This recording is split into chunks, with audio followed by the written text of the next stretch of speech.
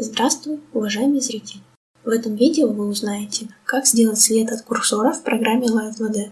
Тем же способом можно сделать след с частицами, как от волшебной палочки. Еще с подобными настройками можно сделать шлейф от курсора, хотя и не такой, как в реальности, и даже простенький лазер. К сожалению, мы не сможем добиться размытых краев, но и в текущем видео он, в общем-то, выглядит неплохо. Сейчас же вы видите проворачивающийся след с линиями разных цветов. При желании вы можете сделать даже ветерок из лепестков сакуры. Но перед тем, как начать, небольшое вступление.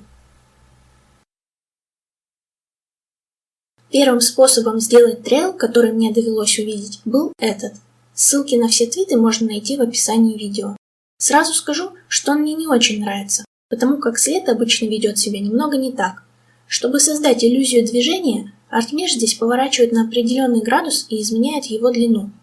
Я предполагаю, что автор этого метода не проверил, как трейл будет работать при нескольких сегментах хвоста. И несмотря на заверение о том, что с инструментом клей и маятниками можно будет якобы добиться более интересных результатов, вряд ли у него получилось бы сделать движение, у которого не будет сужения кончика при определенном градусе поворота, потому что если при горизонтальном движении след будет выглядеть корректно, то при вертикальном вершины будут сужаться очень сильно, чего мы, естественно, не хотим. Я пробовала воспроизвести этот метод с несколькими сегментами, и стоящего результата у меня добиться не получилось. Но, если вас устраивает само по себе движение с одним сегментом, то у этого способа есть преимущество в том, что вы можете использовать любую графику. То есть, у вас без проблем получится сделать слой с градиентом, который выглядит как более-менее нормальный лазер, о чем я говорила ранее и что демонстрирует сам туториал. И совсем недавно в чат группы скинули вопрос о том, как сделан след, который вы сейчас видите на экране. Здесь виден плоский трейл с частицами, который действительно следует за любыми движениями палочки. К сожалению, по треду было не так легко понять, как повторить эту технику, поэтому я решила поискать более развернутое описание. После непродолжительных поисков мне удалось найти другой тред, но автор снова не раскрывает ни риг, ни настройки физики. Видно, что в его варианте не только есть движение по осям X и Y, но еще и по Z. Как я понимаю, корректно объединить движение по этим трем осям нельзя, и я объясню позже почему. А вот автор пишет, что можно, хотя и не показывает как. Вполне вероятно, что он не проверял свою теорию, и это все-таки нельзя сделать. Хотя во второй показанной модели по ощущениям есть поворот по оси Z, но вряд ли кто-то расскажет в деталях, что из себя представляет тот риг. Возвращаясь ко второй модели, хотелось бы отметить момент, который мне не очень нравится. Его хорошо видно на низкой скорости. И это небольшие смещения у каждого сегмента, которых не будет в моем варианте. Из-за того, что способы из Твиттера недостаточно описаны и шаги не совсем понятны, я решила попробовать воспроизвести данную технику с теми знаниями, которые мне доступны. Я скомбинировала физику, которая предположительно использовалась в методах, описанных ранее, с методом двух других авторов, которые работали по большей части с псевдо-3D-объектами и инструментом клей. Что ж, начинаем. Первым делом открываем файл, где у нас находится два слоя – круг и прямоугольник. Для обоих объектов делаем сетку.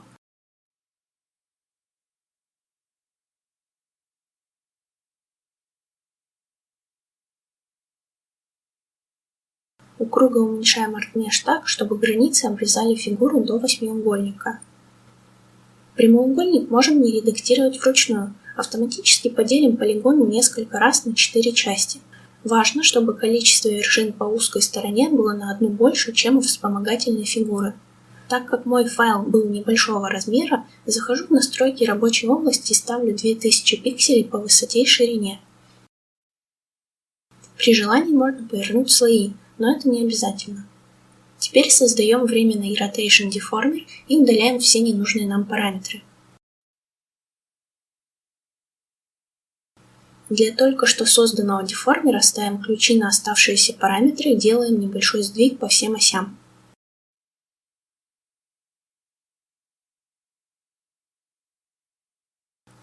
Нажимаем Ctrl+4, чтобы синтезировать углы. Создаем новый родительский Rotation Deformer, дублируем параметры Angle X и Y. Ставим для этого деформера ключи на продублированные параметры, но теперь делаем сдвиг значительно больше. такой, чтобы вы могли без труда достигнуть любой вершины октагона, любой вершины верхнего ряда прямоугольника. Снова синтезируем углы. Сопоставляем любую вершину фигуры с первой вершиной прямоугольника. Лучше пользоваться смещением посредством числовых значений возле параметра, нежели красным ползунком, так как тогда будет легче добиться более точной позиции, а от этого зависит, насколько хорошо в дальнейшем фигура привяжется к прямоугольнику. Далее я уменьшаю непрозрачность восьмиугольника, но это не обязательно. Дублируем фигуру и спускаем ее по вертикали до следующего ряда вершин прямоугольника. Снова аккуратно сопоставляем вершины.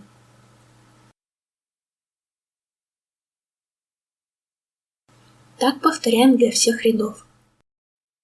Важно, чтобы все восьмиугольники оставались внутри деформера.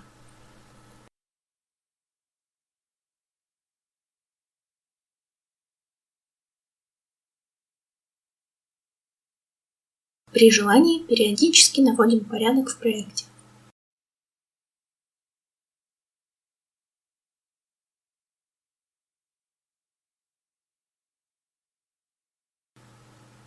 Далее выделяем прямоугольник и первую фигуру. Заходим в режим редактирования артмешей, выделяем сопоставленные вершины и нажимаем Ctrl-G. Это свяжет их.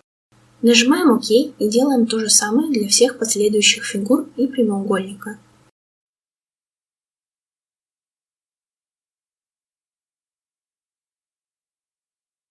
После того, как вы соединили все сопоставленные вершины, смещаем деформер так, чтобы следующая вершина фигуры совпадала со следующей вершиной прямоугольника.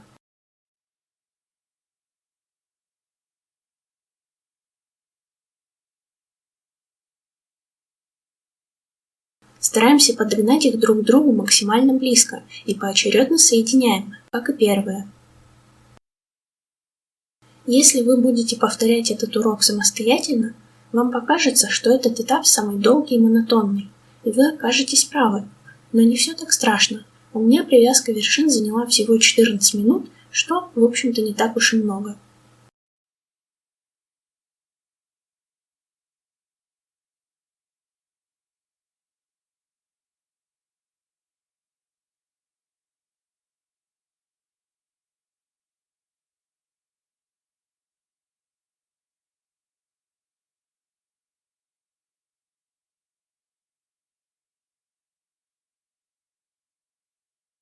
Где-то ближе к середине из-за взаимного притяжения становится нелегко разбираться, куда передвинуть деформер. Но только ближе к концу этапа я вспомнила и показала, как облегчить эту работу, поэтому вам будет чуть проще.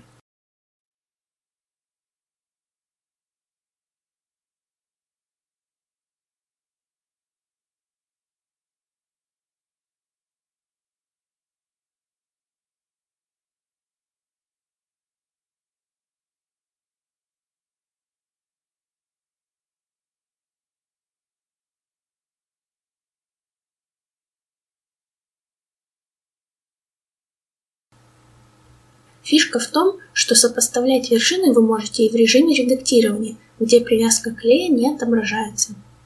Обязательно соединяем вершину восьмиугольника, которую мы привязывали к первой вершине прямоугольника, с последней его вершиной.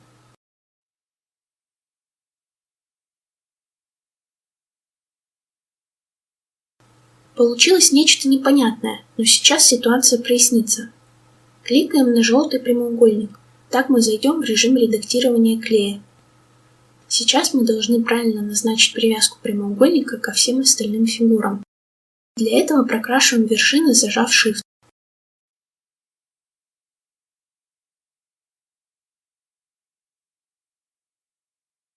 Теперь удаляем оба деформера, они нам больше не понадобятся. Чтобы понять, что мы правильно назначили привязку, после произведенных манипуляций сдвигаем фигуры. Если они точно следуют за движением курсора, тогда все хорошо. Если нет, тогда снова заходим в режим редактирования клея и прокрашиваем вершины. Следующим шагом мы должны совместить все фигуры в одну точку. Мы могли бы сделать это обычным перетаскиванием, но мы поступим проще. Выделяем первую фигуру, зажимаем Ctrl-Shift-C и после выделения каждой последующей фигуры нажимаем Ctrl-Shift-V. Эта функция копирует не объект, а его состояние. Состояние может быть продублировано не только одному объекту на разные ключи, но и другим идентичным объектам. Удаляем дубликаты параметров. Снимаем выделение с каких бы то ни было объектов. Создаем любой деформер. Как вы наверняка знаете, если так сделать, он появится в центре рабочей области. Максимально приближаемся к центру деформера, кликаем правой кнопкой мыши и через открывшееся меню создаем горизонтальную и вертикальную направляющие линии. Деформер удаляем. Выделяем все октагоны, располагаем их центры на пересечении только что созданных направляющих. На текущем кусочке видеоряда изменилась иерархия деформера, но не стоит обращать на это внимание и повторять ее. Теперь создаем параметры, которые будут нужны для дальнейшего рига. Каждому восьмиугольнику нужно будет задать движение по обоим осям, поэтому новые параметры желательно назвать x2, y2 и так далее до последнего. Параметры x1 и y1 не нужны, так как наш первый восьмиугольник будет привязан к angle x и angle y.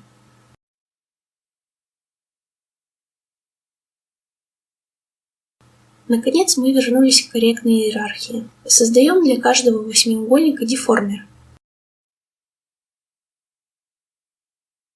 Каждому деформеру по очереди ставим ключи на соответствующие параметры. Выбираем все деформеры, ставим крайнее центральное положение у всех параметров и смещаем деформеры вправо до края. Мне стоило сейчас выбрать и первый деформер тоже, потому как далее я все равно его отдельно смещаю так же, как и остальные, но если вы планируете добавить волшебную палочку или нечто подобное, можно не ставить ключи первому деформеру. Выбираем правой кнопкой мыши все верхние центральные точки.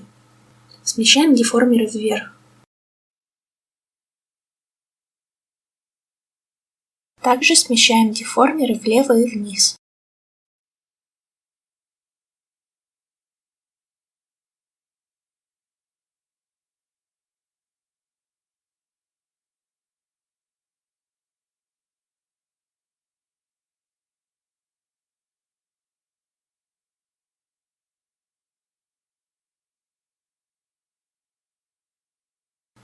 Теперь для каждого деформера выделяем соответствующие параметры и нажимаем Ctrl-4. Смотрим, что у нас получилось.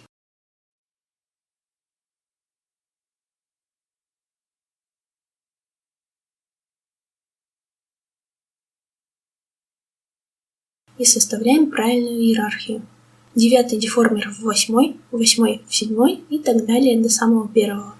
Как я говорила чуть ранее, если вы запланировали добавить палочку или что-то другое, смещать первый деформер не нужно. Если же ничего добавлять не собираетесь, у вас уже все должно быть привязано и сдвинуто на предыдущих шагах. Переходим к настройке физики. Создаем группу под названием X. Во вкладке Input Settings добавляем параметр Angle X, указываем тип Angle, эффективность 100%. Чуть ниже добавляем 9 маятников. У меня добавлен один лишний, не обращаем внимания. Меняем стандартное значение на 3 в третьем столбике и на 0,5 во втором. Обязательно ради интереса потом попробуйте поставить другие значения. Переходим во вкладку Output Settings и добавляем все параметры X. Ставим Scale в 100, назначаем порядок маятников не с 1 по 8, а со 2 по 9.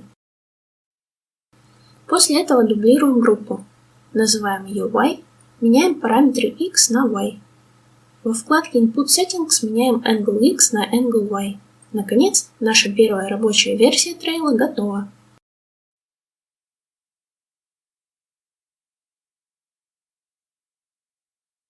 Что мы теперь еще можем сделать интересного? Давайте сделаем форму трейла фигурной. Сдвигаем ползунки всех параметров на правое центральное положение и делаем плавную форму посредством изменения размера восьмиугольников. Я делаю начальные и конечные фигуры меньше, а ближе к центру больше.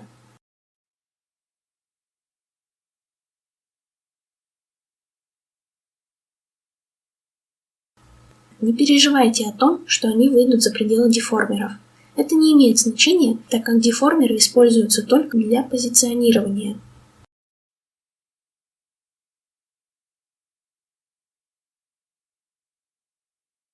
Выбираем каждый восьмиугольник и назначаем ключи на соответствующие параметры. Сбрасываем значения до дефолтных. Выделяем все октагоны и максимально сужаем. Так, при отсутствии движения трейл исчезнет полностью.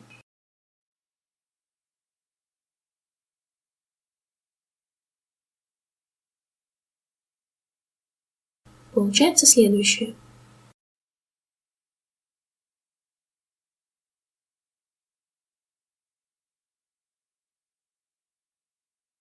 Если не назначать ключи и не сужать фигуры в центре, статичный трейл будет отображаться в исходном размере. Теперь затронем один важный момент. Вы можете сделать любую текстуру для своего трейла, но вам придется учесть, что без отмеченной опции Cullen программа не будет отображать нижние в нашем понимании полигоны. Из-за этого вы будете наблюдать такую картину, которую видите сейчас на экране. Из следа словно вырезан последний элемент.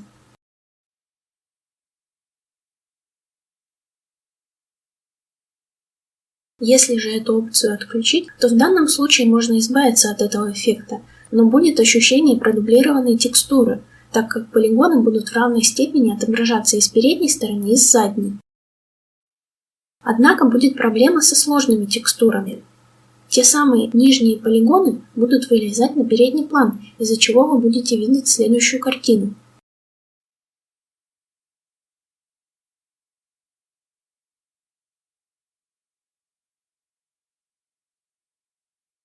Рассмотрим версию с палочкой. Мы можем добавить ее двумя способами.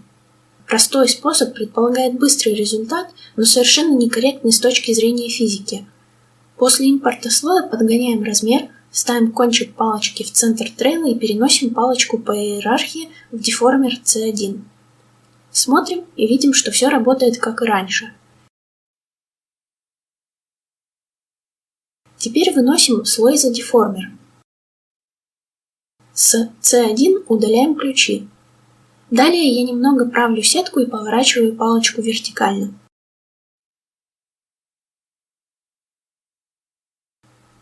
Делаем родительский Rotation Deformer от нижней части палочки и переносим внутрь него C1. Создаем параметр Angle Z.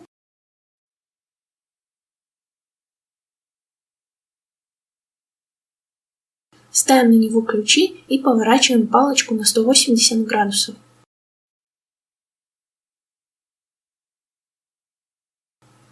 Проблема данного способа заключается в том, что деформеры трейла, которые находятся внутри родительского деформера, будут поворачиваться вместе с палочкой. Создаем деформер для изменения положения палочки и смотрим, что у нас получилось. При нулевом значении Angle Z все работает нормально. Если же повернуть палочку, трейл начинает двигаться некорректно. Слежение за курсором можно настроить так, чтобы захватывались не только Angle X и Y, но и Angle Z. Видно, что в центральной части трейл выглядит еще более-менее, но по краям ужасно. Для какой-то суперсрочной работы или короткой анимации такой вариант может подойти, но нас это не устраивает.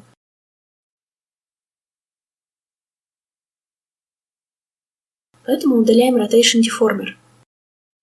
Делаем новый деформер от кончика палочки к ее нижней части и снова ставим ключи на Angle Z. Добавляем C1 внутрь нового деформера, который поворачиваем на 180 градусов.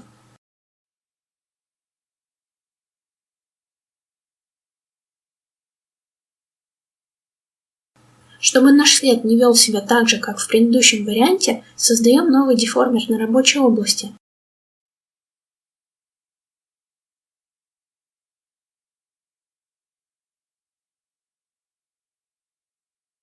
Переносим его внутрь Rotation деформера палочки, внутрь же добавляем C1.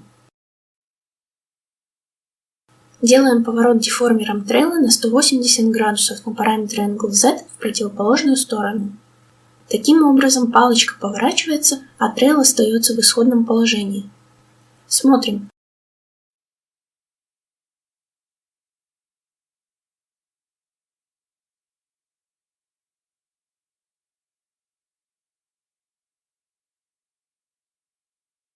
Все работает корректно. Единственное, что может в дальнейшем вызвать затруднения, так это то, что в LiveDD нет инверсной кинематики, а значит придется подгонять руку к палочке с большим трудом. Чтобы сделать трейл с частицами, вы можете добавить дополнительные слои внутрь деформеров C2, C9 и сместить их относительно каждого восьмиугольника в сторону.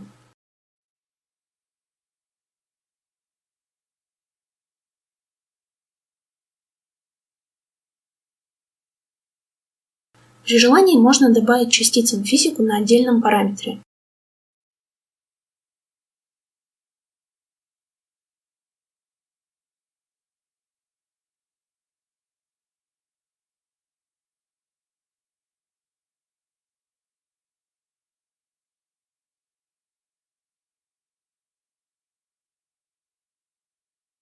На этом все. Возможно, кто-то придумает, как можно улучшить этот способ. С большим интересом прочитаю комментарии по этому поводу или даже посмотрю видео, если такое появится. Обязательно делитесь своими работами.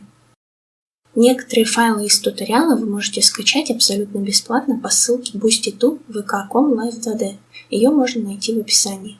Там же при желании вы можете поддержать сообщество LiveDD платной подпиской. Расскажу, чем полезна данная группа. С 2016 года посты аниматоров и художников, связанные с LiveDD, бесплатно публикуются на стене. В видеоальбомах можно найти большую подборку разных туториалов, примеров использования LiveDD и прочего. В фотоальбомах находятся вспомогательные материалы по нарезке моделей, интересным техникам и некоторым художественным аспектам. В группе есть FAQ, в котором собраны базовые вопросы и ответы на них. Также вы можете задать свой вопрос по программе любым удобным для вас способом. В отдельных темах публикуются заказчики, исполнители и даже творческие объединения. Каждый сможет найти для себя что-то полезное или интересное. А ваша подписка на Boosty даже самого первого уровня в 10 рублей окажет невероятную поддержку. Спасибо за внимание, уважаемый зритель. Желаю вам творческих успехов и хорошего настроения.